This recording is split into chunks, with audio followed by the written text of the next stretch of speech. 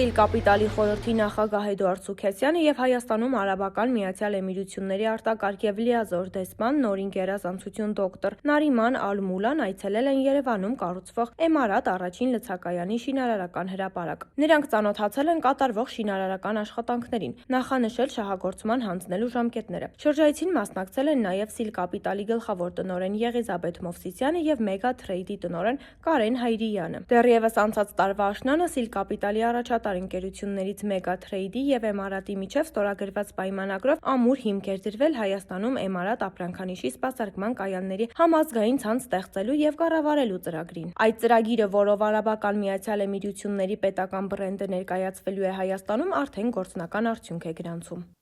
Սիլ կապիտալի խորհրդի նախագահ Էդուարդ Սուքեսյանը նշել է. «Մենք իրականացնում ենք Հայաստանի վառելիքաէներգետիկ շուկայի համար կարևոր նախագիծ, որը ենթադրում է միջազգային փորձի, որակի, անվտանգության և սպասարկման նոր մշակույթի ներդրում։ Հարկ է նշել, որ այս գործակցության հաջողությունը պայմանավորված է նաև տիկին դեսպանի հետևողական աշխատանքով, միտված մեր երկու երկրների կապերի շարունակական ամրապնդմանը։ Էմարատի համահայաստանյան ցանցի առաջին լցակայանի բացումը նոր չափանիշներ է սահմանելու Հայաստանի էներգետիկ ծառայությունների ոլորտի զարգացման համար։ Այս գործակցությունը երկու երկրների միջև մասշտաբային և կայուն համագործակցության մոդել է, որը վերաձևելու է ոչ միայն հայաստանյան, այլ նաև տարածաշրջանային շուկան»։